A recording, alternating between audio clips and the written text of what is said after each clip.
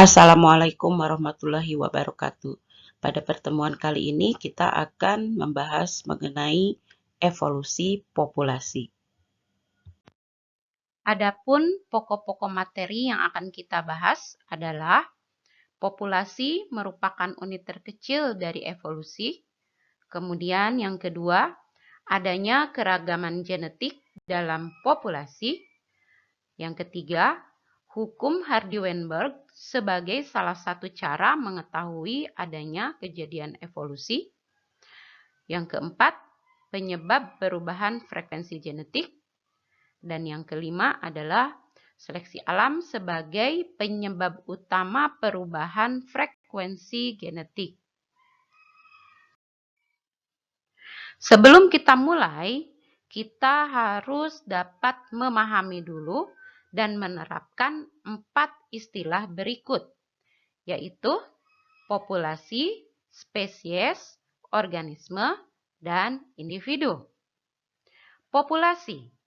Populasi adalah sekelompok organisme yang berpotensi berkembang biak secara bersamaan, ditemukan di area yang ditentukan secara bersamaan. Jadi ada area, ada waktu, harus bersamaan, ya. Kita lihat istilah yang kedua, spesies.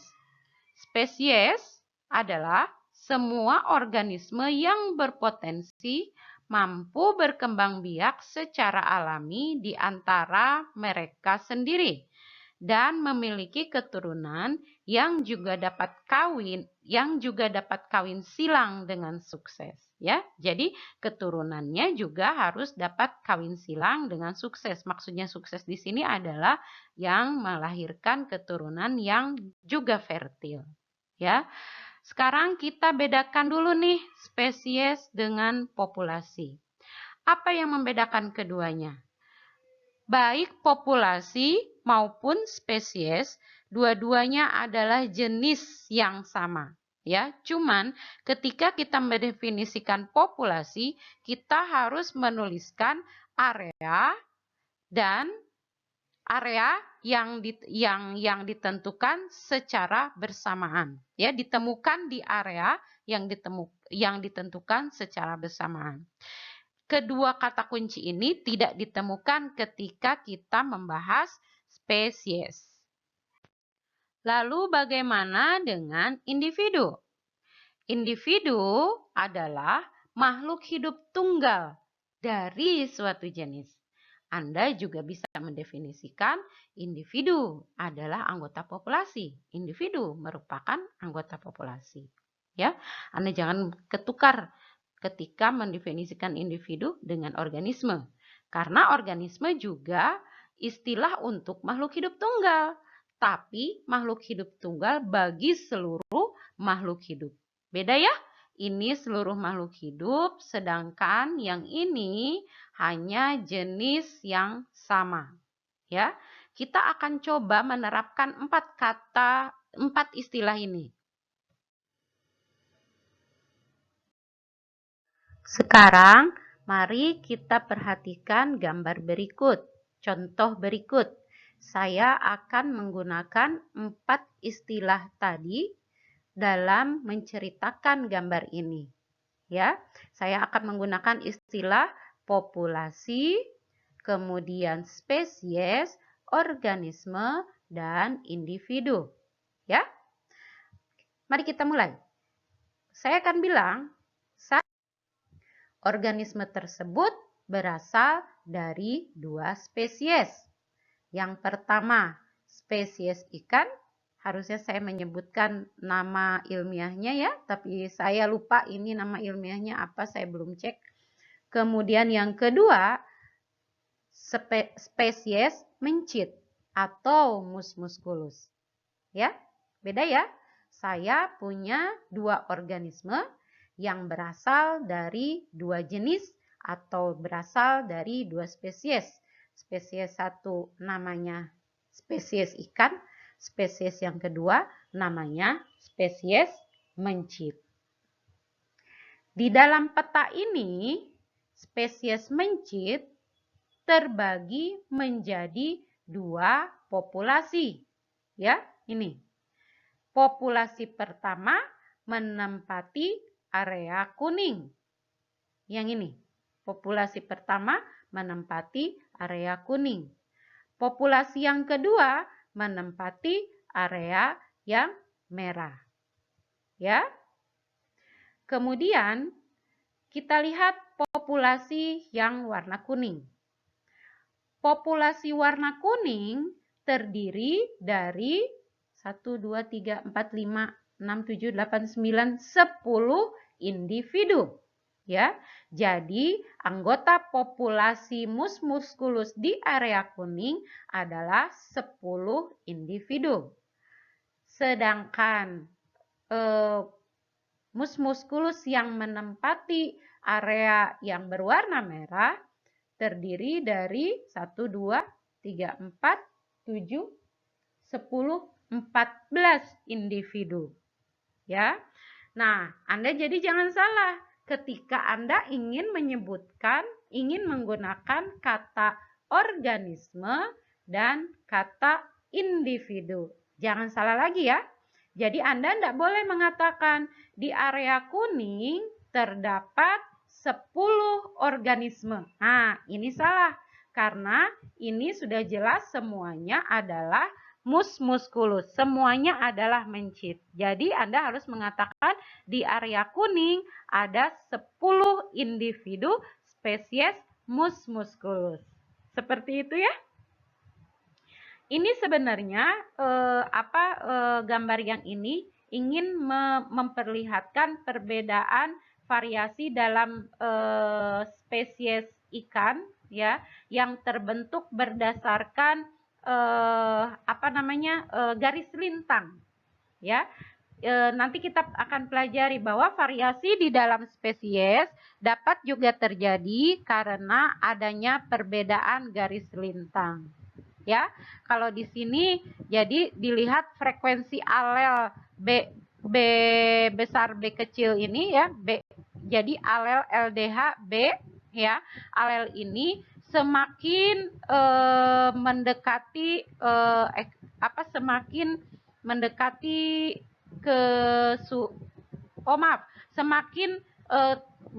ke suhu yang lebih hangat, maka frekuensi alel LDHB-nya semakin rendah, ya, seperti itu, ya. Kemudian, kita akan masuk ke pokok materi yang pertama. Populasi sebagai unit terkecil evolusi. Perlu dipahami dulu bahwa selama ini banyak masyarakat, banyak orang salah mengartikan evolusi. Ya, salahnya di mana? Ketika berpikir bahwa evolusi terjadi pada level individu suatu organisme. Ya, nah padahal harusnya pada level populasi.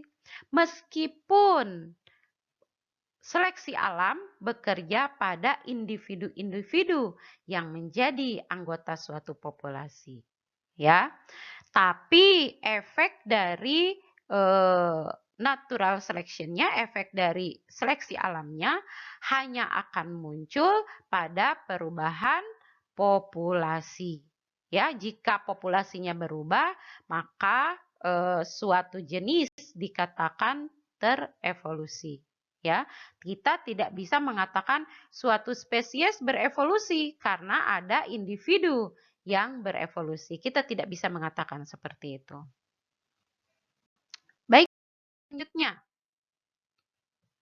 Ketika kita berfokus pada evolusi pada level populasi, berarti kita sudah mendefinisikan evolusi dalam skala kecil yang disebut mikroevolusi.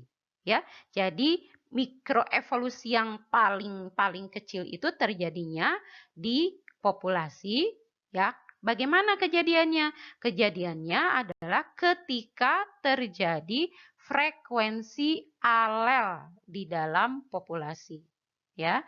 Jadi mikroevolusi itu dikatakan mikroevolusi ketika ada perubahan frekuensi alel di dalam populasi dari generasi ke generasi.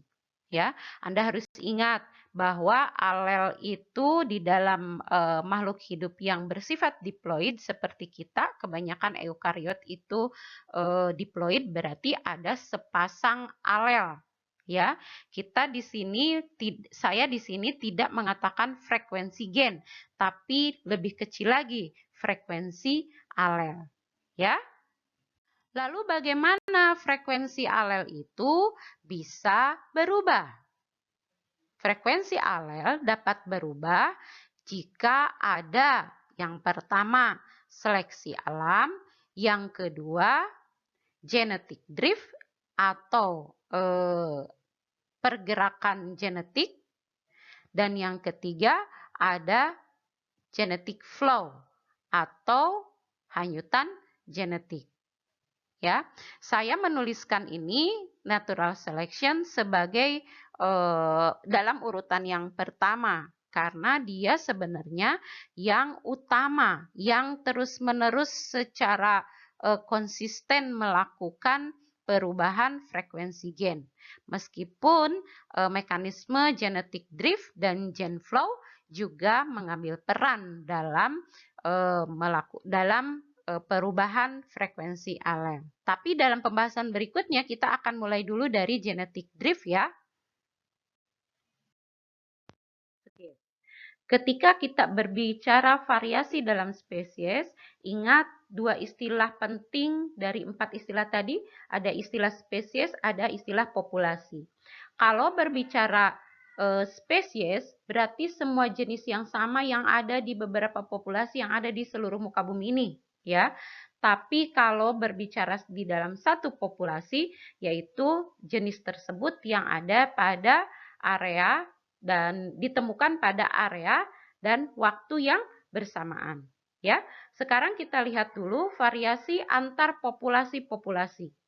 Ya, variasi spesies dapat terjadi karena variasi geografis, yaitu perbedaan komposisi genetik dari populasi-populasi yang terpisah. Anda masih ingat contoh dari mikroevolusi di pertemuan sebelumnya mengenai bakteri TBC yang kemudian bermutasi menjadi ada 10 strain baru, ya. Ketika populasi bakteri TB tersebut dibandingkan dengan orang lain, waktu itu kita membahas dari satu pasien yang tidak patuh. Ya, itu berarti satu populasi TB yang berbeda. Nah, kemudian jika ada kajian lain pada manusia, pada orang yang misalnya tidak patuh yang lain, berarti bakteri TB tersebut diamati di dalam dua populasi yang berbeda.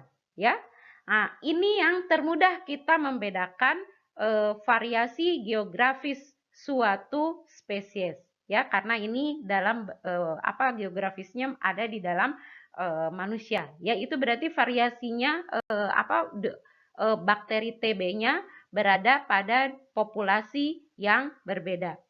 Populasi bakteri TB yang ada di orang pertama tidak akan memiliki komposisi genetik yang sama dengan populasi TB yang ada di orang yang kedua. Ya, kenapa? Karena populasi mereka terpisah. Ya, ingat tadi juga yang pada mencit ya, mencit di area kuning dengan mencit di area merah, mereka biasanya memiliki komposisi genetik yang berbeda. Sekarang variasi antar populasi-populasi yang kedua. Bagaimana bentuk variasinya? Variasinya dapat berubah, ya. Perubahan karakternya dapat terjadi secara bertahap sepanjang suatu sumbu geografis. Misalnya, perbedaan mencit yang ada di kawasan tropis, subtropis dengan subtropis. Ya, perjalanan dari tropis lintang 0 derajat ya dibandingkan dengan wilayah yang subtropis, makin ke kutub utara makin jauh dari tropis. Biasanya mus musculus, mencit memiliki karakter yang berbeda ya, memiliki komposisi genetik yang berbeda, tapi tetap mereka spesies mencit, mus musculus. Yang kedua, variasi dalam satu populasi. Ketika kita mengamati variasi di dalam satu populasi, maka kita dapat mengamatinya pada karakteristik diskrit maupun yang kuantitatif. Anda masih ingat ya ketika belajar genetika, karakteristik diskrit itu biasanya karakteristik yang dikodekan oleh gen tunggal. Misalnya bunga warna merah dengan bunga warna ungu dengan bunga warna putih. Kemudian sayap vestigial dengan sayap normal, ya, itu karakteristik diskrit. Kemudian karakteristik kuantitatif, ya, variasi dalam satu populasi juga dapat dilihat pada karakteristik kuantitatifnya. Misalnya warna kuning, ya. Bukan warna kuning, maksud saya warna kulit, ya, warna kulit pada manusia. Tinggi badan pada manusia itu karakteristik kuantitatif yang minimalnya dikode oleh 2 gen atau lebih. Variasi dalam satu populasi juga dapat dilihat berdasarkan variabilitas gen yang dapat ditentukan sebagai persentase rata-rata heterozigot. Ya, maksudnya berapa gen yang heterozigot dari total gen yang dimiliki oleh suatu individu, suatu organisme. Ya, misalnya ini contohnya pada spesies Drosophila, ya, memiliki 13.700 gen, ya, dan memiliki gen yang heterozigot pada 1920 lokus. Ini artinya 14%-nya heterozigot. Ya, ada keterangan lanjutannya di sini. Ini contoh ya, ini berdasarkan riset. Variabilitas nukleotidanya juga ada, yaitu 1,8 juta nukleotida atau 1%. Mari kita lanjutkan. Ini adalah contoh keragaman di dalam spesies, di dalam populasi maksud saya. Yang pertama adalah keragaman populasi dari keong. Yang kedua, keragaman populasi dari kuda. Sebenarnya ketika kita melakukan pengamatan di lapangan, sering kita tidak bisa membedakan apakah ini individu organisme yang kita temukan, beberapa organisme yang kita temukan berasal dari spesies yang sama atau tidak. Ya, ternyata jika mereka dikumpulkan, ternyata seperti pada kuda ini fenotipnya ternyata mereka beda-beda. Ternyata dalam satu populasi ini misalnya ada yang warna coklat, ada yang warna coklat muda atau krem, dan ada yang hitam. Begitu juga pada keong, ya, ada yang warna kuning, ada yang warna merah, ada yang warna hitam, ada yang warna coklat. Ya, ini menjadi petunjuk juga buat kita ketika mengidentifikasi suatu jenis, suatu spesies, kita tidak bisa hanya berdasarkan warna. Mari kita lihat contoh berikutnya. Contoh berikutnya ini yang lebih sering saya gunakan contoh dalam evolusi justru adalah manusia. Kenapa? Karena kalau pada manusia kita lebih mudah melihat perbedaannya. Ya, dari muka saja ini sudah beragam. Ternyata di dalamnya lebih beragam lagi. Kita baru melihat dari satu gen saja. Ya, meskipun ini berasal dari alel ganda, ya, golongan darah manusia, ini sudah mukanya berbeda, ternyata golongan darahnya berbeda juga. Ya, jadi terlihat sekali. Anda masih ingat bahwa kita semua manusia di muka bumi ini cuman berbeda 0,1%. Ya, 0,1% gen. Ya, coba lihat dari seluruh yang ada di sini ya. Kita cuma berbeda 0,1%, tapi perbedaannya luar biasa besarnya perbedaan. Kalau saya pakai contoh misalnya sapi, cicak, kecoa, saya melihat mereka sepertinya sama bentuknya. Ya, kita tidak familiar dengan perbedaan cicak populasi cicak yang ada di rumah Anda. Cicak yang satu dengan cicak yang kedua, nyamuk yang satu dengan nyamuk yang kedua, kecoa satu dengan kecoa yang kedua, kita melihatnya sama semua, ya. Jadi saya lebih suka mengambil contoh-contoh variasi itu pada manusia, ya. Lalu apa yang menyebabkan adanya variasi genetik di dalam kalau di dalam populasi, yaitu reproduksi seksual.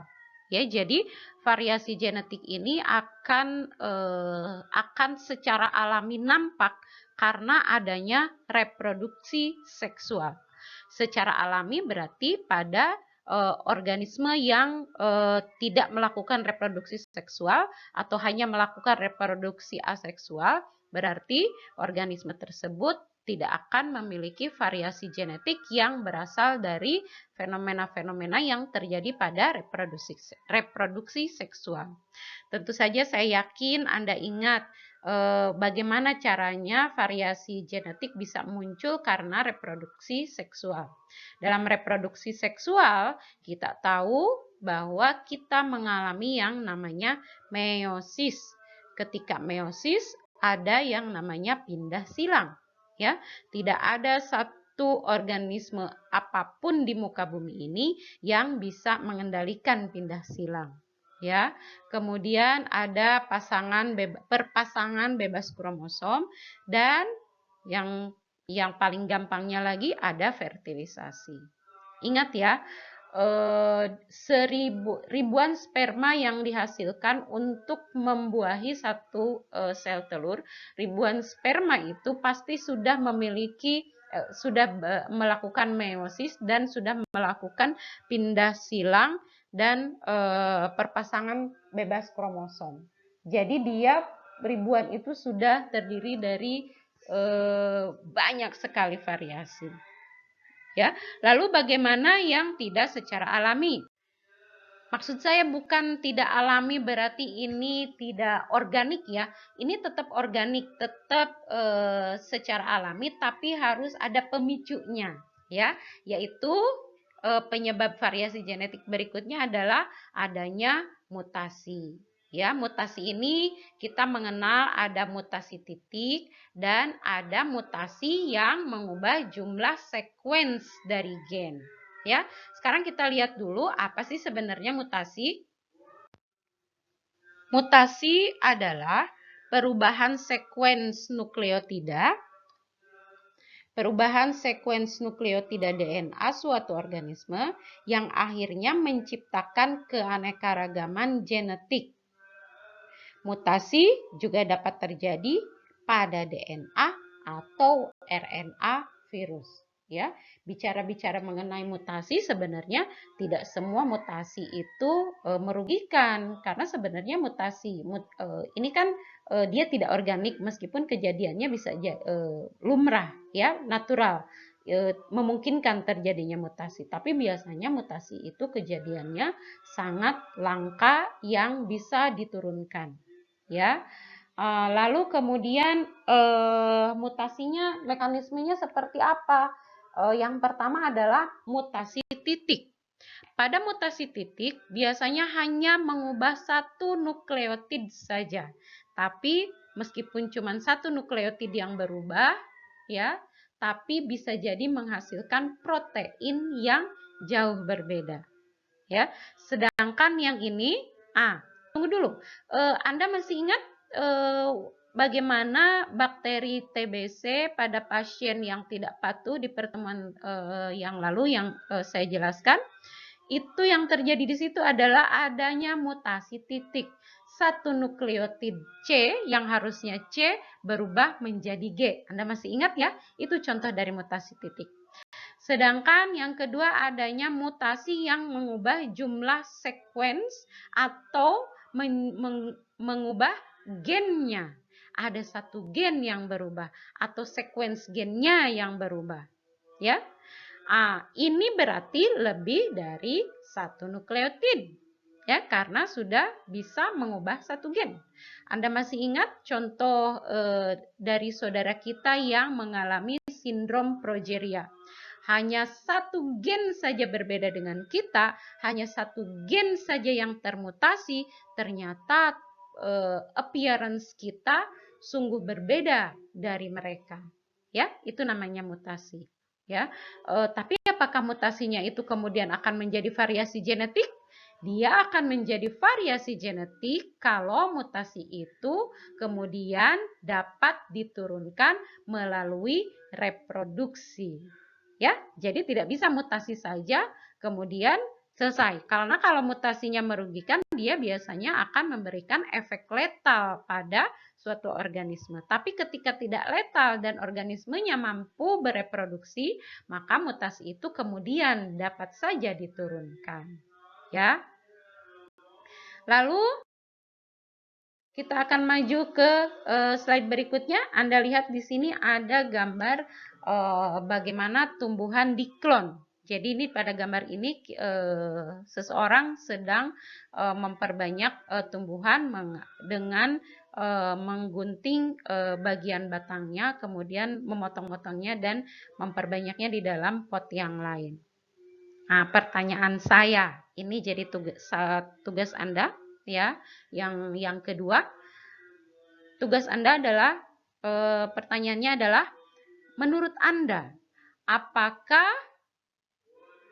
jenis ini, populasi ini di dalam satu pot menjadi ada beberapa individu ya, karena dia menancapkan beberapa potongan dan setiap potongan itu pada akhirnya akan membentuk menjadi individu yang utuh. Jadi di dalam satu pot ini akan menjadi satu populasi. Ya, pertanyaannya, apakah mungkin tanaman ini, spesies ini, populasi ini mengalami evolusi? Apakah mungkin populasi tumbuhan ini, Peperomia, mengalami evolusi? Ya, jawabannya jangan banyak-banyak, cukup 1 sampai 2 paragraf saja. 1 paragraf sudah cukup. Ya. Baik, saya jelaskan ulang ya. Mutasi. Mutasi itu gangguan jumlah atau posisi gen atau penghapusan atau penyusunan ulang. Ya. Kemudian tadi sudah saya sebutkan mutasi itu merupakan sumber utama bagi alel-alel baru jika itu dapat diturunkan, ya.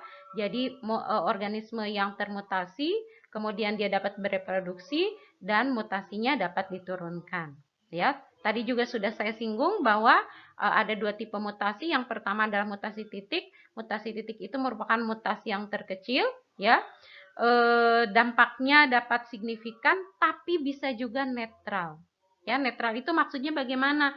Mutasi tidak memberikan perubahan pada suatu organisme, ya, tidak menjadi ciri khas karakter suatu organisme berubah. Kemudian yang kedua ada mutasi yang mengubah jumlah atau sekuen gen. Nah, ini cukup berat ya, mutasi yang cukup berat kalau dapat diturunkan, ya. Dapat terjadi karena kesalahan saat meiosis, terutama saat pindah silang atau tergelincir pada saat duplikasi kromosom. Ini yang menyebabkan pada beberapa individu yang memiliki kromosom yang tidak sama dengan yang lain. Ya, misalnya pada manusia yang harusnya 23 pasang, dia pada kromosom seksnya mungkin bukan sepasang kromosom homolog, tapi ada 2 kromosom X dan 1 kromosom Y, atau 2 kromosom Y dengan 1 kromosom X. Nah, itu berarti ada slip ketika terjadi duplikasi kromosom. Tapi harusnya kita itu tidak takut.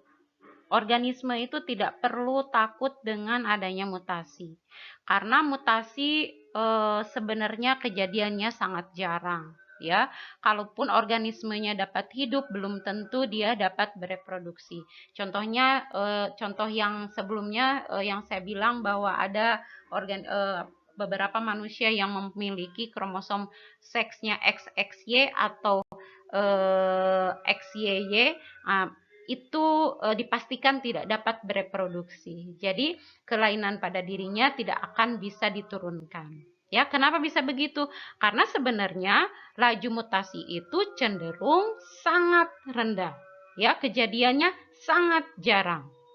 Pada hewan dan pada tumbuhan, rata-rata hanya ada satu mutasi dalam 100.000 gen per generasi.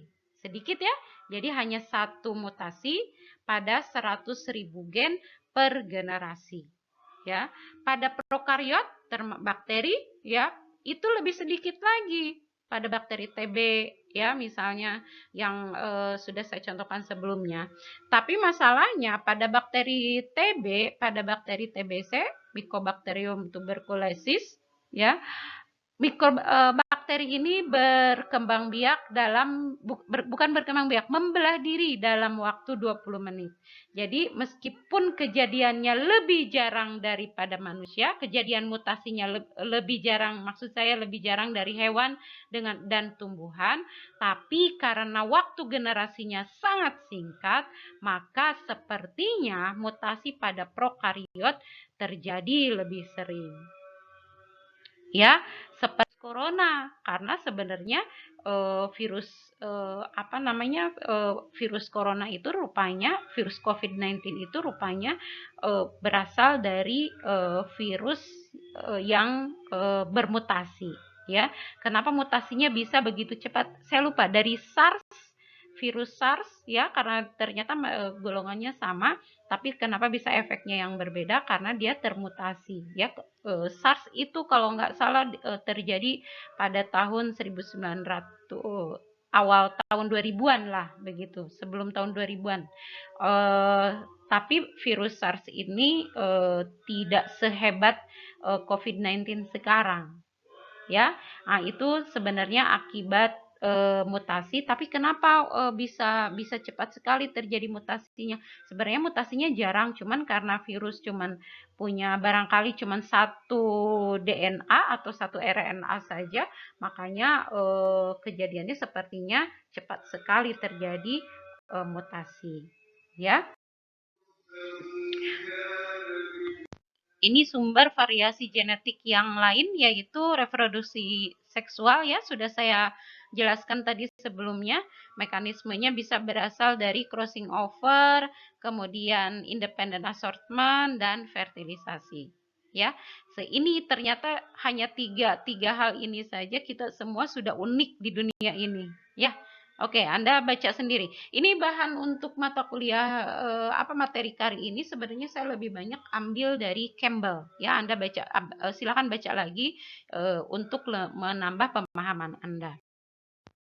Lalu bagaimana kita dapat mengetahui jika suatu populasi sudah terevolusi? Salah satu yang bisa menjelaskan ini adalah hukum Hardy-Weinberg. Saya yakin semua yang sudah belajar genetika sudah mengetahuinya, tapi ada 3 terminologi penting yang harus Anda kuasai. Ya, terminologi yang pertama, ingat kita sudah mengatakan bahwa populasi ya sekelompok individu dari spesies yang sama ya. Hukum Hardy-Weinberg ini berlaku untuk pada level populasi. Kemudian populasi satu dapat terpisah dengan populasi lainnya karena terisolasi secara geografis sehingga tidak memungkinkan terjadinya pertukaran materi genetik. Jadi populasi, ingat mencit yang kuning dengan mencit yang merah ya tadi ya, bisa jadi mereka kemudian tidak saling mengenal karena terpisah secara geografis dari sudah beratus turunan, kemudian sehingga tidak memungkinkan terjadinya pertukaran materi. Kemudian dalam membicarakan hukum Hardy-Weinberg, kita juga harus memahami bahwa kita mempelajari mempelajari suatu populasi evolusi berdasarkan gen yang dilihat dalam lungkang gen atau gene pool. Jadi gennya dilihat bukan dari satu individu tapi di dalam satu populasi. Jadi Anda harus ingat ya, di dalam mempelajari hukum Hardy-Weinberg, kita fenotipnya berarti semuanya dilihat dalam satu populasi, bukan dalam satu individu. Saya di sini punya 4 populasi mencit. Ya, kalau misalnya yang biasa kita lakukan persilangan yang mengikuti hukum Mendel, misalnya kita menyilangkan hanya 2 individu kan ya. Jadi misalnya yang ini kita ambil satu gen saja, T besar T kecil disilangkan dengan T kecil T kecil. Hasilnya seperti apa? Gitu kan ya, pengamatannya begitu.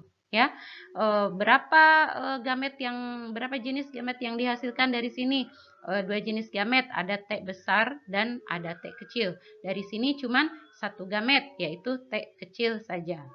Tapi kalau dalam mempelajari Hardy-Weinberg, kita melihat gen-gen atau semua karakter genetik itu dalam satu populasi. Ya, di sini saya punya 4 populasi 1, 2, 3, dan populasi 4. Populasi 1, 2, dan 3 masing-masing terdiri dari 4 individu, sedangkan populasi yang keempat terdiri dari 5 individu. Ya, mereka secara fenotip mereka menunjukkan komposisi yang jauh berbeda. Ya, pada populasi yang pertama ini mirip-mirip semuanya, meskipun memiliki ternyata genotip yang berbeda, tapi appearance-nya, fenotipnya nampaknya sama. Yang di sini bahkan tidak ada yang samanya dengan populasi yang pertama. Ya, populasi yang keempat dan ketiga ada yang sama dengan populasi yang yang pertama. Ya. Mari kita lihat. Jadi dalam mempelajari hukum Hardy-Weinberg, kita tidak mengatakan ada berapa alel di dalam individu, ada berapa alel T kecil di dalam individu, ada 2, bukan begitu, ya. Tapi terus ada berapa genotip, ada berapa gen T di dalam individu, hanya ada satu pasang gen T kecil, bukan seperti itu. Ya, tapi kalau di dalam mempelajari Hardy-Weinberg kita melihatnya dalam satu populasi. Jadi pertanyaannya, ada berapa gen T kecil di dalam populasi? Berarti kalau dalam populasi ini gen T kecilnya ada di sini ada 2, di sini ada 1, jadi 3, di sini ada 1. Jadi gen T kecilnya ada 4. Ya. Berbeda dengan gen T kecil yang ada di populasi keempat. Di sini ada 2, di sini ada 2, di sini ada 2. 2 kali 3 berarti 6 T kecil, ditambah di sini 1, di sini 1. Berarti ada 8 T kecil. Frekuensinya berapa? Berarti 8 per 1, 2, 3, 4, 5. 10. Berarti 8 per 10. 0,8. Ya. Gen T kecil. Saya membicarakan T kecil ya. Begitu juga untuk gen C, gen S, ya. Dan ini frekuensi gennya akan berbeda antara populasi 1, populasi 2, dan populasi 3 dan populasi 4. Ya. Lalu bagaimana kita mengenali yang mana populasi yang sudah terevolusi? Biasanya yang dilihat adalah yang mana yang frekuensi gennya yang berbeda dengan frekuensi gen dari organisme, dari individu, atau dari populasi yang wild type. Ya, di sini tidak ada keterangan yang wild type-nya yang mana, tapi bisa jadi kemungkinannya mungkin yang ini yang wild type-nya. Harusnya seperti ini frekuensi gennya. Frekuensi gennya. Kalau kita melihatnya tadi yang gen T ke C, berarti populasi kedua, ketiga, dan keempat itu sudah terevolusi. Begitu ya. Jadi jangan salah, kalau kita berbicara hukum Hardy-Weinberg berbicara populasi, maka gen yang dilihat adalah gen yang ada di dalam populasi. Ini di sini kita hanya mengamati satu gen saja, yakni gen C, ya, yang terdiri dari sepasang gen CR dan CW, ya. Jadi ini diploid gen yang diploid yang heterozigot CR-CW, ya. Satu gen ini sepasang alel ini dilihat di dalam satu populasi.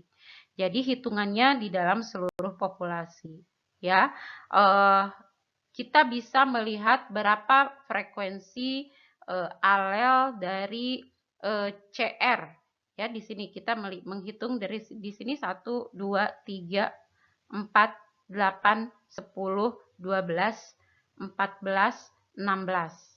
Ya, jadi 16 per 20 sama dengan 0,8 atau 80%. Sedangkan yang ini yang putih 4 per 20, ya, sama dengan 20%. Ya. Dan ini pun alel-alel ini berarti berasal dari berapa individu? 10 individu atau 20 individu? Berasal dari hanya 10 individu, karena satu individu memiliki sepasang alel, ya. Mengerti ya? Lalu bagaimana hukum Hardy-Weinberg melihat frekuensi gen di dalam suatu populasi?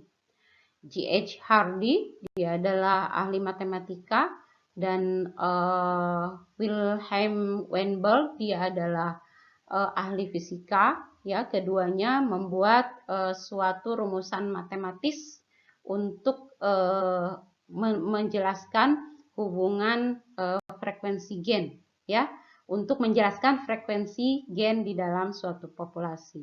Pada dasarnya ide mereka adalah bahwa frekuensi gen itu seharusnya akan selalu konstan, ya, dan dapat dirumuskan dengan rumus berikut, dirumuskan dengan P kuadrat ditambah 2PQ ditambah Q kuadrat sama dengan 1, di mana P kuadratnya itu menggambarkan frekuensi dari genotip yang homozigot dominan, sedangkan 2PQ menggambarkan genotip yang heterozigot, sedangkan Q kuadrat menggambarkan frekuensi dari homozigot resesif, ya. Menurut Weinberg, jika semua syaratnya terpenuhi, maka frekuensi gen di generasi keberapapun akan memenuhi persamaan ini. Memangnya syaratnya apa saja? Mari kita lihat.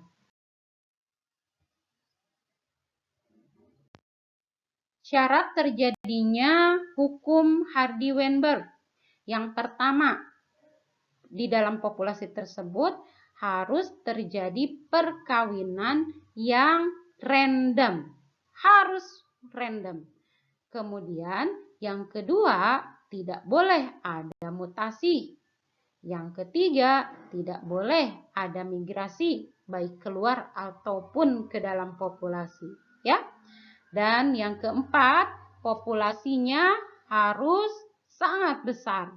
Ya, nggak boleh anggota populasinya cuma 100 gitu, terlalu kecil, ya. Populasinya harus sangat besar. Kemudian yang kelima, tidak boleh ada seleksi alam.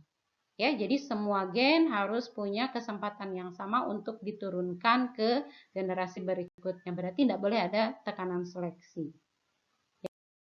Tapi apa pada kenyataannya yang terjadi di alam? Kenyataannya, populasi yang suatu organisme, populasi dari banyak organisme di muka bumi ini, ya biasanya ukurannya kecil. Ya, padahal syaratnya harus besar. Ya, kalau populasinya kecil, maka peristiwa-peristiwa kebetulan yang terjadi pada populasi tersebut dapat memicu terjadinya perubahan karakter. Ya, lalu kemudian syaratnya Hardy-Weinberg kan tidak boleh ada migrasi, baik itu imigrasi maupun emigrasi. Tapi nyatanya masih ada organisme yang secara alami, masih ada anggota populasi di dalam suatu populasi yang masih ada individu-individu yang ada di dalam suatu populasi yang berkunjung atau berinteraksi bahkan bereproduksi dengan anggota populasi di individu dari anggota populasi yang lain. Ya, pergerakan ini pasti akan terjadi pencampuran materi genetik. Ya, ingat tadi yang contoh mencit yang ada di dalam 4 populasi tadi, yang asalnya frekuensi gennya saja sudah berbeda. Nah, kalau mereka ada terjadi perkawinan di antara populasi, berarti akan terjadi perubahan frekuensi gen. Ya, kemudian yang ketiga, perkawinannya harus wajib random, harus acak, ya. Tapi pada kenyataannya jangan pun pada manusia, hewan saja biasanya banyak hewan yang tidak random ketika melakukan perkawinan, ya. Makanya ada yang disebut sexual selection, ya. Dia memilih yang mana yang ingin dia kawini, ya. Dengan adanya pemilihan tersebut, maka karakteristik baru bisa jadi tidak bisa diturunkan secara cepat di dalam suatu populasi. Ya, kemudian syarat berikutnya, tidak boleh ada mutasi.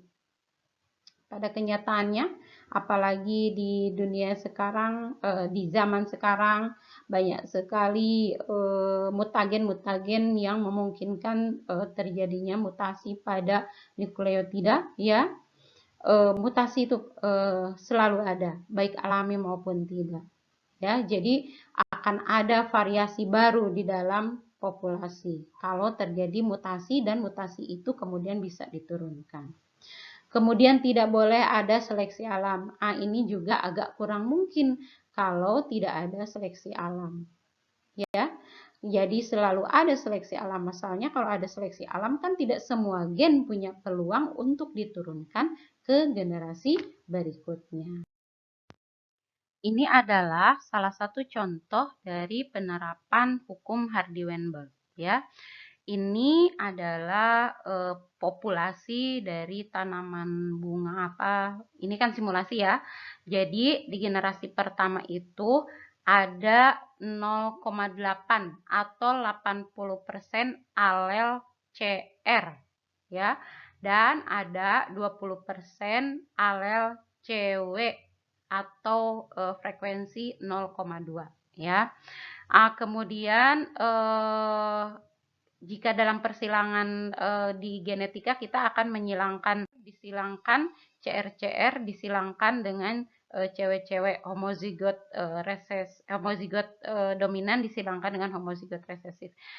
Ini Punnett square-nya, dan kemudian kita akan mendapatkan ada 64% CR-CR, ya, ini CR-CR, kemudian 32% CR-CW dan 4% cewek-cewek, ya, cuman ada 1/4, ya.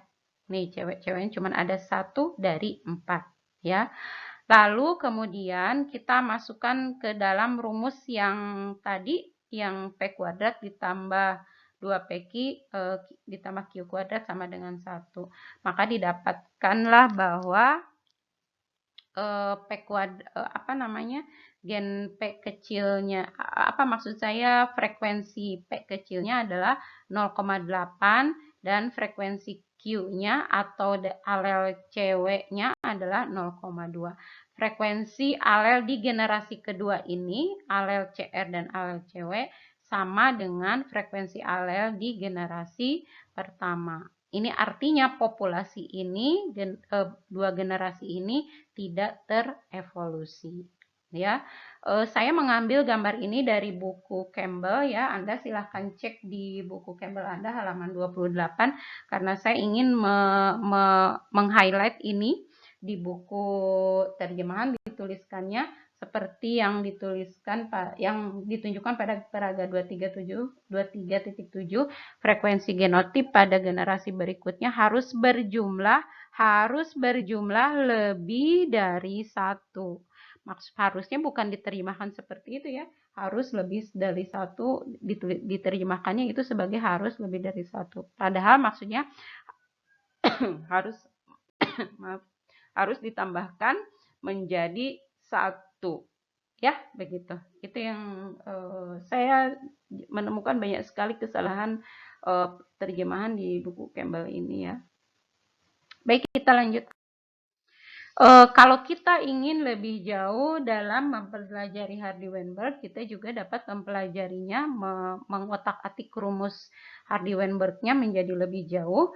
Jadi P kuadrat ditambah 2PQ ditambah Q kuadrat sama dengan 1 ini bisa disederhanakan menjadi P tambah Q sama dengan 1. Ya, jadi kalau kita sudah punya genotip yang sudah jelas, biasanya yang sudah jelas itu yang homozigot resesif ya, karena kalau sifat homozigot resesif itu pasti diekspresikan dalam fenotip yang resesif ya. Jadi itu bisa dipastikan kalau ada frekuensi. Kalau dari sini contohnya E kecil ya, berarti ini frekuensi dari homozigot resesif ya. Ini jumlahnya ada berapa ini? 20 ya. Ada 40, 100, kemudian 40, 40 dan 20. Nah, artinya gen E kecil ada 20 dari 100. Atau 20 dari 100 itu artinya 0,2 0,2 berarti 0,2 itu Q kuadrat ya, Q kuadratnya 0,2, maka frekuensi alel E-nya ya berarti artinya dia 0,4. Begitu ya. Sekarang penyebab perubahan frekuensi alel. Penyebab perubahan frekuensi alel. Ingat tadi ya, kalau frekuensi alel berubah berarti suatu populasi telah terevolusi ya. Ada beberapa hal yang menyebabkan frekuensi alel dapat berubah. Meskipun seleksi alam menjadi faktor utamanya, namun genetic drift atau hanyutan gen dan gen flow, ini gerakan gen ya, gerakan genetik dan kemudian gen flow atau hanyutan gen itu dapat mengubah frekuensi genetik ya. Bagaimana mekanismenya? Untuk genetic drift, hanyutan gen adalah suatu proses ketika peristiwa kebetulan menyebabkan fluktuasi yang tak terduga dalam frekuensi alel dari satu generasi ke generasi berikutnya. Harus peristiwa yang kebetulan, ya. Jadi cuma sesekali aja. Hanyutan gen ini paling jelas terjadi pada populasi yang anggotanya sedikit, ya, populasi yang kecil, ya. Nanti kita akan lihat bagaimana ilustrasinya. Hanyutan gen dapat terjadi dengan dua mekanisme, yaitu mekanisme efek pendiri atau founder effect dan bottleneck effect. Ini adalah konsep utama dari hanyutan genetik atau genetic drift. Ya, pada gambar ini kita bisa melihat pada mulanya ada 3, 4, 5 individu dengan genotip CR, kemudian ada 4 individu dengan genotip CR-cewek dan ada 1 individu dengan genotip cewek-cewek, ya. Kemudian pada pada generasi berikutnya, ini generasi kedua, frekuensi alel CR-nya di sini adalah 0,7 ya. Ini tinggal dihitung aja CR-nya ada berapa. Di sini aja sudah 2, baru kemudian dibagikan dengan total gen C alel C yang ada ya. Kemudian Q-nya ada 0,3. Saya yakin Anda sudah bisa karena ini sudah Anda pelajari di genetika populasi ya. Kemudian di generasi berikutnya ternyata gen P-nya tinggal 0,5. Maksud saya frekuensi dari alel CR tinggal 0,5. Kemudian frekuensi dari alel Q juga menjadi 0,5. Jadi frekuensi alel CR menurun, frekuensi alel cewek dia bertambah. Ini artinya di generasi kedua sudah terjadi perubahan frekuensi alel. Nah, berarti kita bisa mengatakan bahwa populasi tanaman bunga ini sudah terevolusi.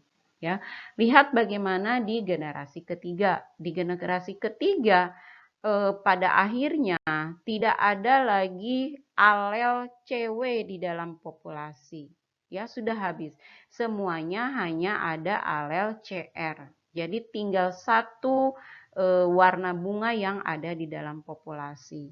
Nah, sekarang populasi ini sudah mengalami evolusi yang jauh lebih besar dibandingkan populasi di generasi sebelumnya. Bagaimana ini bisa terjadi? Kenapa bisa jumlah bunga warna tertentu bisa menjadi berkurang ya? Bisa jadi bunga-bunga ini misalnya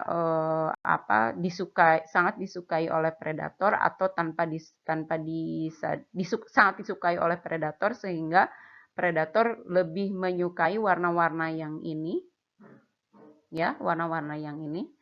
Tapi karena masih ada gen yang lainnya, gen cewek yang lainnya yang masih memungkinkan berhibrid dengan ini, berbiak silang dengan yang ini, maka ini masih bisa diturunkan. Tapi ketika jumlah alel ceweknya sudah sangat-sangat berkurang, dan ini juga mendapat kejadian yang luar biasa yang tiba-tiba yang membuat warna-warna yang ini tidak menjadi tercabut dengan akar-akarnya dan mati dengan semuanya hanya yang kecuali menyisakan yang warna merah saja, maka pada akhirnya akan ada yang warna merah saja.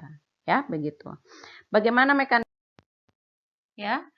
Pada awalnya terdapat 3 fenotip dari populasi katak ya. Ada yang hijau tua, hijau muda, dan ada yang merah. Tapi ada suatu kejadian yang membuat seluruh katak dengan fenotip warna merah ini mati semua. Sehingga di populasi generasi berikutnya hanya terdapat katak hijau saja. Ya, jadi tidak ada lagi katak merah karena tidak ada katak merah yang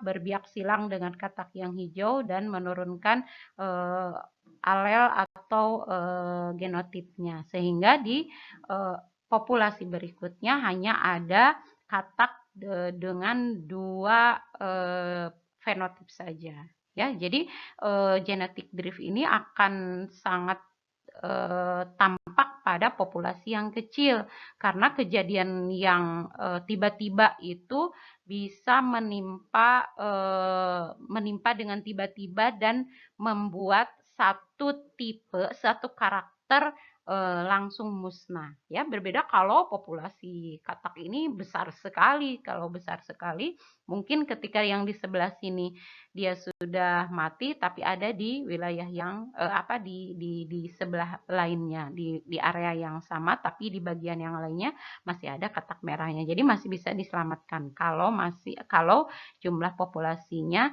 besar. Efek pendiri adalah suatu mekanisme hanyutan genetik yang terjadi ketika beberapa individu terisolasi dari populasinya, ya, yang besar, sehingga komposisi lungkang gen populasi baru tidak mewakili lungkang gen populasi yang awal. Jadi dia membentuk populasi yang baru, tapi frekuensi gennya menjadi berbeda. Ini sebenarnya ini bukan diisolasi, bisa jadi dia mengisolasi diri, ya. Individu-individu yang berbeda ini bisa jadi mengisolasi diri, kemudian dia membuat populasi sendiri. Populasi sendirinya itu bisa jadi di dalam populasinya itu dia bikin subpopulasi, atau dia pergi meninggalkan populasi lamanya dan dia membuat populasi yang baru, ya. Jadi bayangkan ketika contoh manusia dengan sindrom progeria itu berkumpul dengan sesamanya, kemudian pergi ke suatu tempat yang terisolasi, kita tidak bisa saling bertemu, dan mereka dapat dapat menikah dan menghasilkan keturunan, dapat memiliki anak. Besar kemungkinan mereka akan membentuk populasi yang baru. Populasi yang baru tersebut pasti akan memiliki frekuensi gen untuk gen sindrom progeria yang jauh lebih besar dibandingkan dengan frekuensi gen progeria yang ada di populasi awalnya. Begitu, ya. Jadi sebenarnya jika Anda memang tidak mau kejadian evolusi terjadi pada manusia, jangan pernah kucilkan orang-orang yang berbeda dengan kita, ya. Jangan sampai mereka berkumpul suatu saat dan mereka menjadi lebih banyak karena dan mereka mempunyai kemampuan yang lebih baik, maka mereka bisa saja memiliki kekuatan yang lebih, misalnya dalam menghadapi virus corona ini. Jadi kalau kita tidak kuat, ya berarti di generasi berikutnya merekalah yang akan menjadi menjadi yang paling banyak dari ras manusia yang ada di muka bumi ini. Contoh, ya, ini hanya contoh, bukan prediksi, andai-andai dongeng begitu, ya, supaya Anda lebih mengerti. Efek leher botol adalah hanyutan genetik yang terjadi ketika ukuran populasi berkurang yang diakibatkan bencana alam atau seleksi alam yang tiba-tiba, sangat tiba-tiba, ya. Sehingga populasi yang sintas yang berhasil melalui seleksi alam itu tidak lagi merepresentasikan populasi awal secara genetis, ya, karena ukuran populasinya jatuh lebih sedikit setelah bencana itu, ya. Ini contohnya. Jadi awalnya sebenarnya populasi suatu organisme ini besar sekali. Lalu kemudian ada bencana atau seleksi alam yang tiba-tiba, misalnya ada tsunami kah, atau ada gempa bumi atau gunung meletus gitu. Sebenarnya semua organisme punya kesempatan hidup yang sama, ya. Cuman karena akses menuju ke tempat yang aman itu sangat kecil, sehingga hanya ada beberapa saja yang bisa meneruskan kehidupannya, ya. Ini pun karena populasinya sangat kecil, ada beberapa karakter dari populasi, ada beberapa karakter individu anggota populasi tidak mampu melewati leher botol ini, ya, tidak mampu melewati bencana ini. Ini contohnya. Jadi tidak ada lagi yang kuning. Jadi ini tidak merepresentatifkan populasi frekuensi gen yang ada pada populasi awal, Ya, tapi tetap ini juga dikatakan sebagai perubahan frekuensi alel dan bisa dikatakan bahwa populasi ini sudah terevolusi karena sudah tidak ada lagi yang warna kuning. Ini contoh yang lainnya. Ya, pada contoh ini ada satu jenis ayam ya, akibat perkembangan industri yang sangat masif sehingga jadi perkembangan industri yang masifnya itu sebagai disebut sebagai leher botolnya, sebagai seleksinya sebagai bencana bagi ayam ini ya, yang asalnya satu pulau itu dihuni oleh banyak sekali ayam ini, tapi setelah kejadian itu ini sekitar 70 tahun kemudian ini ayam itu ya cuma tinggal di beberapa tempat saja dengan jumlah yang sangat sedikit ya. Mekanisme lain yang dapat menyebabkan perubahan frekuensi gen di dalam populasi adalah aliran gen ya.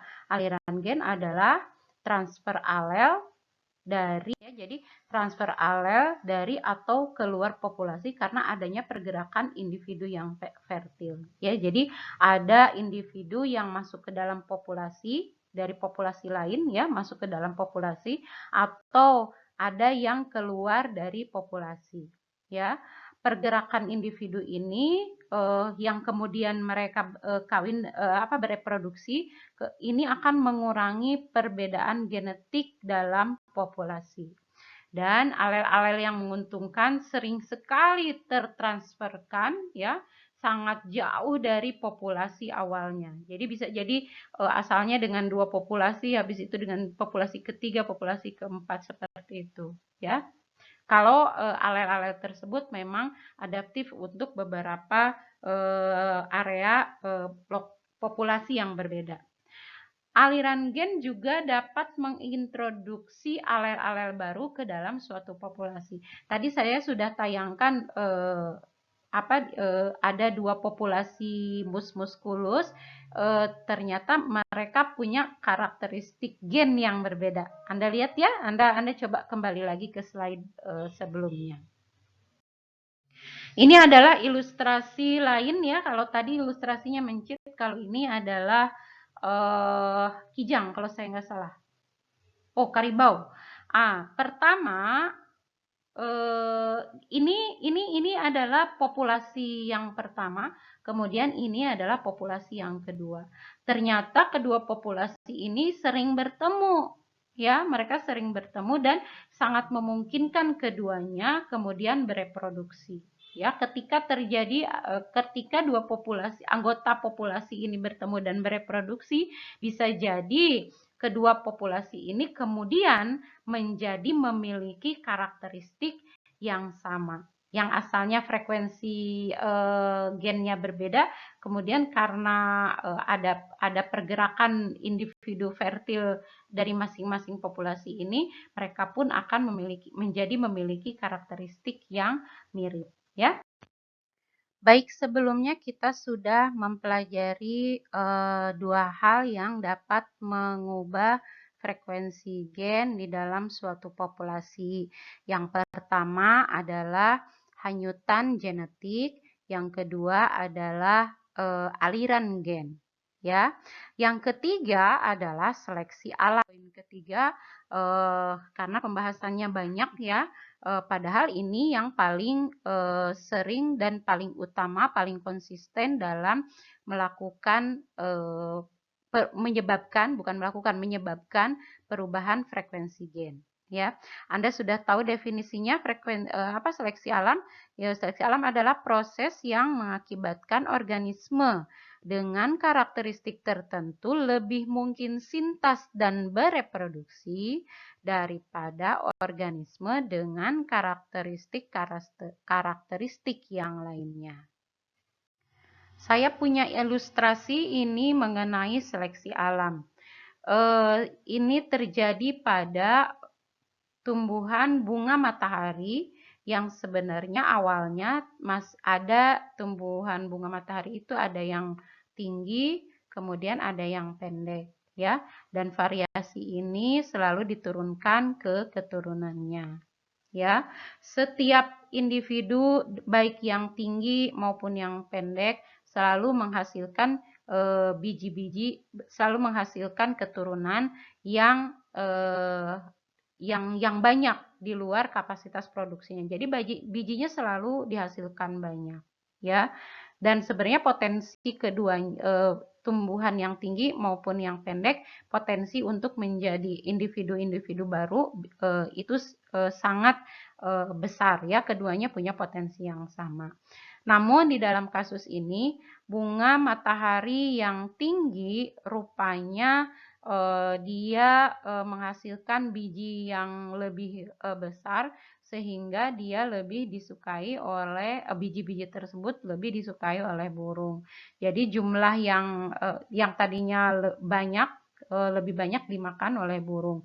Belum lagi pada suatu keadaan ternyata tumbuhan yang tinggi, tumbuhan bunga matahari ini yang tinggi ini memiliki sensitivitas sehingga ada beberapa di antaranya tidak mampu tumbuh sampai bisa bereproduksi menghasilkan biji. Dan pada akhirnya hanya tumbuhan yang pendeklah yang tetap eksis bereproduksi dan menghasilkan biji-biji, karena biji-bijinya yang kecil itu tidak terlihat oleh burung. Jadi bunga matahari yang pendek inilah yang kemudian eksis di dalam populasi.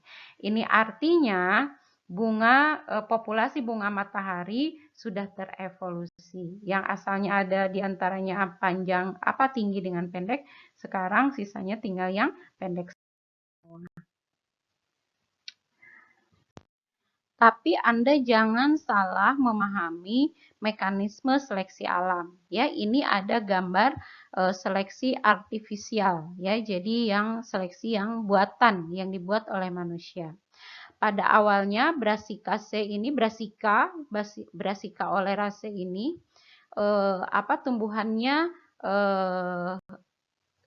satu spesies ini bisa memiliki daun dengan berbagai variasi, ini juga, dan ini bunganya, kemudian daunnya juga berbeda, ya. Namun karena manusia punya kepentingan, manusia kemudian menyeleksi, ya, sehingga di Brassica oleracea ini pada akhirnya menjadi, kita mengenalnya sebagai daun kel, kemudian kecambah Brussels, menjadi kol, menjadi brokoli. Ini saya belum pernah lihat ini, kohlrabi, ya. Padahal kelima jenis sayuran ini sebenarnya berasal dari Brassica, ya, dari wild mustard, ya, dari Brassica. Nah, seleksi alam tidak bekerja seperti ini. Ya, jadi dengan satu kepentingan kita maunya mengambil apa dan menyeleksi, tidak seperti itu mekanismenya, tidak seperti mekanisme seleksi alam, seleksi artifisial. Tersebut saya ingin menyoroti miskonsepsi teori evolusi yang lainnya, yaitu bahwa evolusi memiliki goal, ya, memiliki tujuan untuk menjadi apa. Seperti pada tadi mustard, ya, untuk menjadi kale, untuk menjadi Brussels sprout, untuk menjadi kol, ya, bukan seperti untuk menjadi brokoli, tidak seperti itu. Evolusi tidak pernah memiliki goal. Natural selection, seleksi alam, tidak pernah memiliki goal. Jadi itu salah satu dari miskonsepsinya, ya. Jadi Anda sudah tahu. Jadi kalau seleksi itu menuju ke suatu goal, itu berarti bukan seleksi alam, ya. Kemudian ini juga individual organism yang berubah, ya. Jadi individu dari suatu organisme yang berubah, bukan, ya, tapi populasi yang berubah, ya. Saya tidak bahas untuk yang lainnya, ya. Ini yang berkaitan saja dengan seleksi alamnya, konsepsinya. Silakan Anda kalau mau pelajari selanjutnya. Pada akhirnya, seleksi alam secara terus-menerus, secara konsisten menyebabkan terjadinya evolusi adaptif. Hal ini agak berbeda dengan penyebab perubahan frekuensi gen di dalam populasi yang lainnya. Ingat ya, tadi kita sudah bahas bahwa penyebab lainnya adalah genetic drift dan gen flow. Baik genetic drift maupun gen flow tidak melahirkan evolusi adaptif. Ya, kenapa bisa demikian? Ingat, kita harus paham dulu seleksi alam itu dapat terjadi karena salah satu atau campuran, baik itu kebetulan saja, pemilahan saja, atau campuran kebetulan dan pemilahan. Ya, untuk evolusi adaptif, kalaupun ada, pastilah ini seleksi yang sifatnya pemilahan. Meskipun ada kebetulannya, tapi kebetulan dicampurkan dengan pemilahan. Tidak ada seleksi alam yang menuju mekanisme seleksi alam mengubah frekuensi gen hanya karena faktor kebetulan saja. Berbeda dengan genetic drift dan gen flow. Ya, kejadian itu terjadi hanya karena faktor kebetulan saja. Anda juga harus ingat bahwa ada dua frase yang sering sekali disebutkan di dalam evolusi, yaitu struggle for existence dan survival of the fittest. Ya, kedua frase ini seolah-olah, ya, kalau diterjemahkan kan ini perjuangan demi eksistensi, kemudian kesintasan dari yang paling cocok. Kedua frase tersebut sebenarnya bukan berarti kompetisi antara individu. Kompetisi individu-individu untuk merebut pasangan, ya. Sepertinya ada kompetisi seperti itu. Sehingga pada akhirnya ada pemenangan yang dapat melanjutkan hidup, ada pemenang yang dapat melanjutkan hidup dan bereproduksi. Maka inilah yang menang dalam survival of the fittest dan struggle for existence. Sebenarnya mekanismenya untuk memahami kedua frase ini bukan seperti itu. Yang benar adalah keberhasilan untuk bereproduksi dan dapat didapatkan dari banyak faktor. Contohnya mudah menghindar dari predator, mudah menjangkau makanan, dan lain-lain. Ingat tadi contoh bunga matahari, ya, itu biji-bijinya ternyata dia tidak bisa dilihat oleh predator. Ya, maka yang pendek, bunga matahari yang pendek, bijinya tidak bisa dilihat oleh predator, ya, sehingga ternyata dia yang lebih eksis dan kemudian bisa bertahan hidup di alam. Tapi bukan berarti mereka kedua tumbuhan yang tinggi dengan tumbuhan yang pendek itu mereka berkompetisi, bukan, tidak demikian, ya. Anda juga harus paham bahwa dalam kejadian evolusi seleksi alam, sering hanya dibahas mengenai genotip atau fenotip tertentu saja. Bahkan sering hanya satu fenotip, warna kulit, tinggi batang, ukuran paruh, ukuran biji. Padahal sesungguhnya pada seluruh tubuh individu dan seluruh individu dalam populasi mengalami seleksi alam. Ya, jadi bukan fenotip itu saja yang terevolusi, yang mengalami seleksi, bukan genotip itu saja yang mengalami seleksi. Meskipun kita membahasnya hanya genotip dan fenotip tertentu saja. Tapi pada kenyataannya seluruh tubuh individu dan seluruh individu di dalam populasi mengalami seleksi. Ya. Kemudian ketika kita juga memikirkan tentang kesintasan suatu organisme, ya, ingat produk evolusi itu meningkatkan kesintasan. Ingat ya, waktu itu saya seleksi alam meningkatkan kesintasan suatu karakter dibandingkan karakter yang lainnya. Kesintasan yang mana? Yaitu sebenarnya itu kesintasan relatif. Kenapa relatif? Karena bukan berarti dia yang tersintas yang mampu melewati seleksi alam itu berarti yang tersintas, itu bukan. Tapi itu adalah kesintasan relatif yang dia miliki. Apa itu kesintasan relatif? Yaitu sumbangan individu terhadap gen pool berikutnya. Ya, ada berapa banyak karakter yang terwariskan di generasi berikutnya. Ya, sumbangannya ada berapa di total karakter yang ada di generasi berikutnya. Baik, ini adalah bentuk-bentuk seleksi alam. Kita mengenal 3 bentuk seleksi alam. Yang pertama, directional selection, seleksi yang punya tujuan ya. Kemudian disruptive, ya, yang mengganggu, disruptive selection, dan stabilizing selection. Ya, jadi ada 3. Apa yang membedakan ketiganya?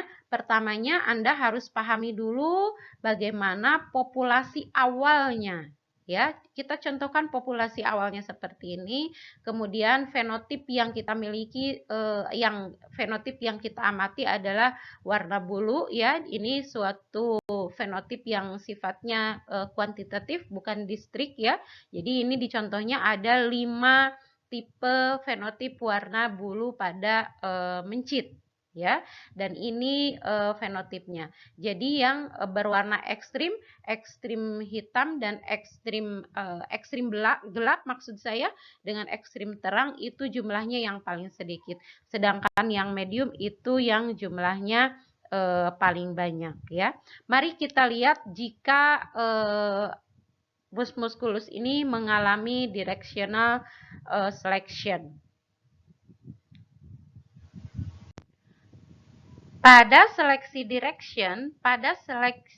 direksional, dalam gambar ini contohnya adalah fenotip yang ekstrim dengan intensitas rendah, dia yang terevolusi. Sehingga pada akhirnya nanti mus musculus ini semuanya akan berwarna gelap tanpa menyisakan yang berwarna putih. Ya, ini bukan berarti hanya menyisakan yang intensitasnya rendah, tidak seperti itu ya, tapi bisa juga yang direksional ini kurvanya dibalik ya. Jadi yang titik-titik ini bergeser ke sebelah sini ya. Jadi yang tidak ada adalah yang ekstrim hitam. Itu tetap dikatakan sebagai direksional. Kemudian yang seleksi disruptif. Seleksi ini justru dia menghilangkan atau menekan menghilangkan jumlah yang intensitas warna bulunya menengah, dan yang ekstrim dengan ekstrim kiri, ekstrim dengan intensitas rendah dengan ekstrim intensitas tinggi, ini yang hitam sekali, yang gelap sekali dengan yang terang sekali, ini jumlahnya menjadi lebih meningkat, sedangkan yang ini, yang medium, jumlahnya justru semakin turun, bahkan bisa jadi menghilang, ya. Kemudian ada yang stabilizing selection, ya, seleksi yang menstabilkan. Yang menstabilkan itu jadi menyisakan hanya warna yang intensitasnya menengah. Jadi yang ekstrim dengan intensitas warna yang lebih gelap dan yang warna yang lebih terang itu menjadi tidak ada. Ya, itu yang disebut seleksi penstabilan. Ya, ini menjadi tugas Anda yang ketiga ya. Jadi Anda buat deskripsinya dengan benar, bentuk-bentuk seleksi alam. Jadi Anda tuliskan kembali 3 bentuk seleksi alam. Ini sudah jelas ya, ada seleksi alam direksional, seleksi alam disruptif, dan seleksi alam stabilizing, penstabilan ya. Anda buat ininya, narasinya, resumenya. Kita akan masuk ke sekarang mengenai seleksi seksual. Seleksi seksual ini merupakan salah satu bentuk seleksi alam. Jadi Darwin sudah mengamati fenomena seleksi seksual ini. Seleksi seksual ini dilakukan oleh hewan ya untuk memilih pasangan kawinnya ya. Terdapat dua mekanisme seleksi seksual, yaitu intersexual selection dan intrasexual selection ya. Kita tidak akan membahas ini lebih lanjut, kita akan membahas ini di ekologi hewan ya. Jadi nanti kalau Anda belajar ekologi hewan, kita akan belajar seleksi seksual. Saya tidak akan bahas lebih lanjut, yang penting Anda sudah tahu bahwa seleksi seksual ini merupakan salah satu bentuk dari seleksi alam ya. Saya pribadi sebenarnya kurang setuju ketika seleksi seksual dimaksudkan sebagai suatu tipe dari seleksi alam. Kenapa? Ingat bahwa seleksi alam tidak pernah memiliki tujuan. Sedangkan seleksi seksual tujuannya apa? Tujuannya adalah untuk mendapatkan gen yang lebih baik dari pasangan kawinnya. Tapi ini sedikit agak menyimpang dari seleksi alam ya. Jadi ini lebih cenderung menurut saya ke kompetisi ya. Kita akan pelajari ini lebih lanjut di ekologi hewan, tapi saya sudah sampaikan kepada Anda bahwa seleksi seksual bahkan oleh Darwin sendiri dimasukkan juga ke dalam fenomena seleksi alam ya. Berikutnya adalah faktor pencegah proses seleksi alam. Ada tidak sih mekanisme yang membuat seleksi alam menjadi tidak dapat bekerja sehingga keawetan variasi genetik di dalam populasi tetap terawat ya, tetap ada. Jadi tidak terjadi evolusi. Ini sangat mungkin ya. Pertama, satu, karena alasan diploidi ya. Kemudian yang kedua, adanya seleksi penyeimbang. Diploidi pada organisme eukariot ya, kebanyakan organismenya memiliki kromosom yang bersifat diploid ya. Sehingga ketika ada alel resesif tersebut sering tersembunyi dari seleksi alam ya. Dan perlu juga Anda ketahui bahwa banyak alel resesif itu sifatnya kurang menguntungkan dibandingkan kebanyakan alel resesif sifatnya tidak menguntungkan dibandingkan alel-alel yang dominan ya. Ketika suatu seleksi alam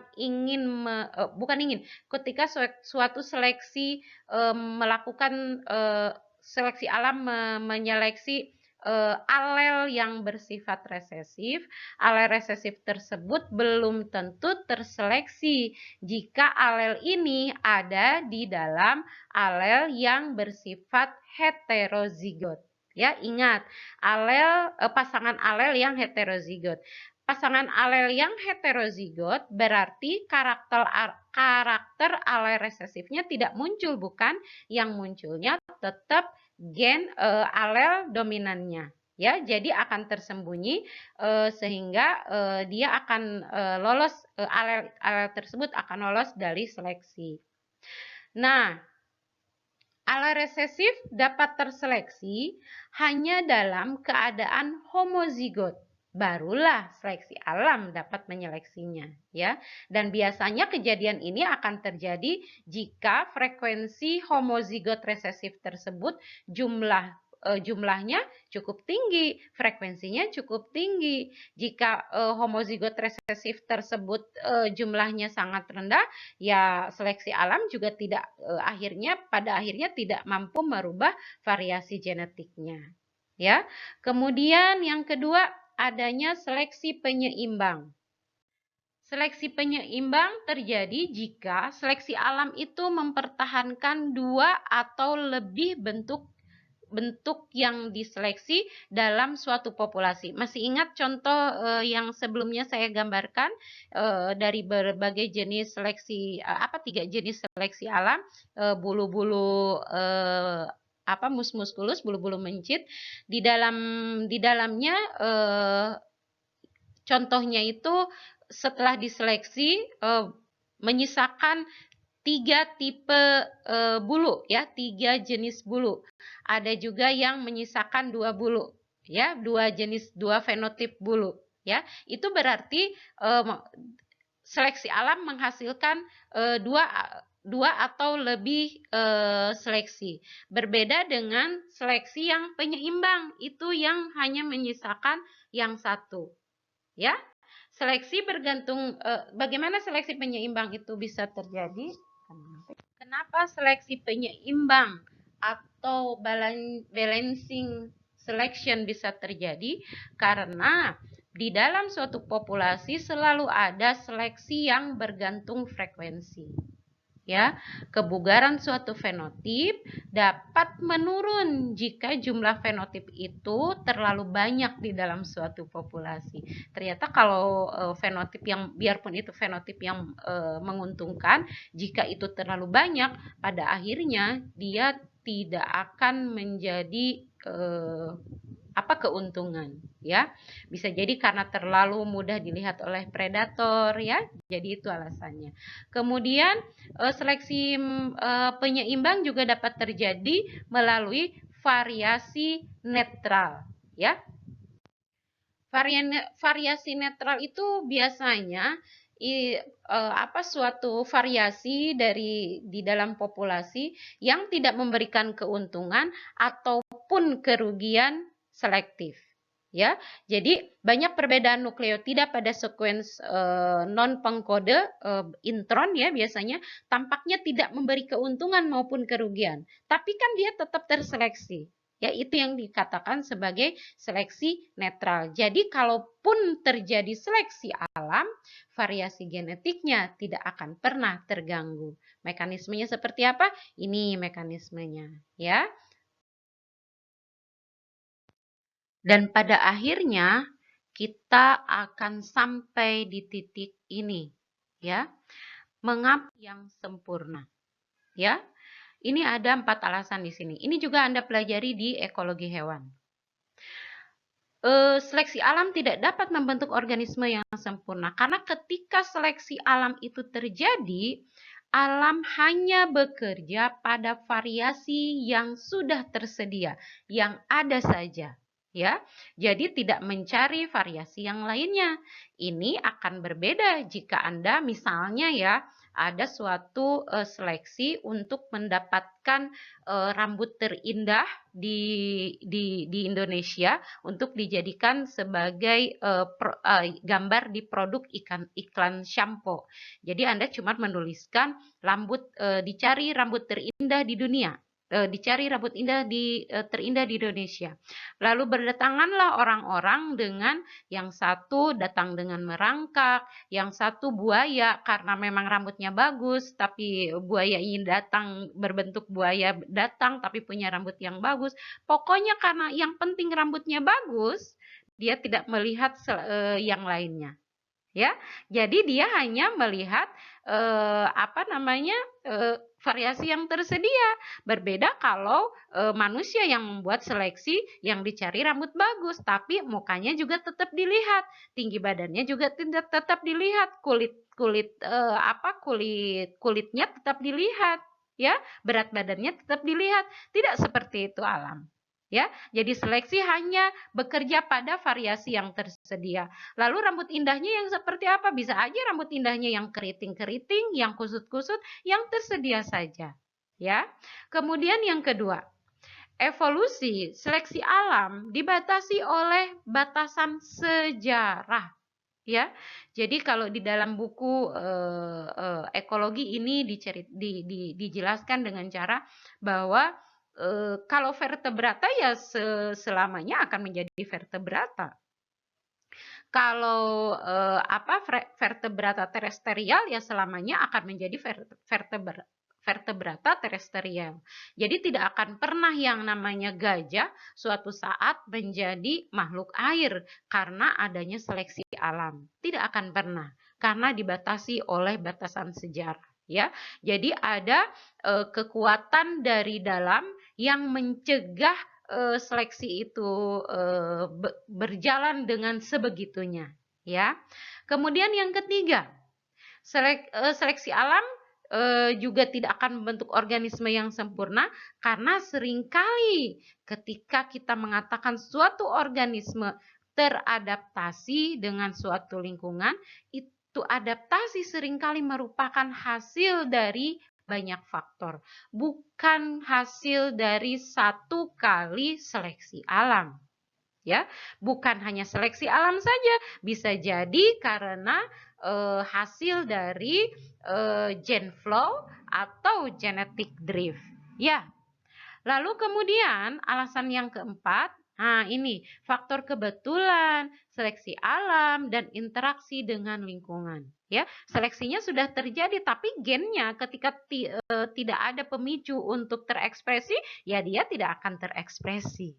Ya, jadi tergantung gen yang terseleksi itu yang terseleksi, yang diseleksi oleh alam dengan mekanisme seleksi alam itu, apakah nantinya akan digunakan akan berguna ketika berada di lingkungan yang di organisme di generasi berikutnya, dan apakah lingkungannya memberikan seperti stimulus supaya fenotipnya itu muncul. Ya, jadi banyak sekali faktor. Jadi perlu dipahami bahwa seleksi alam itu, evolusi itu tidak pernah membentuk organisme yang sempurna. Ya, kuliah kita sampai di situ, tapi jangan lupa, Anda jangan lupa mengerjakan tugasnya.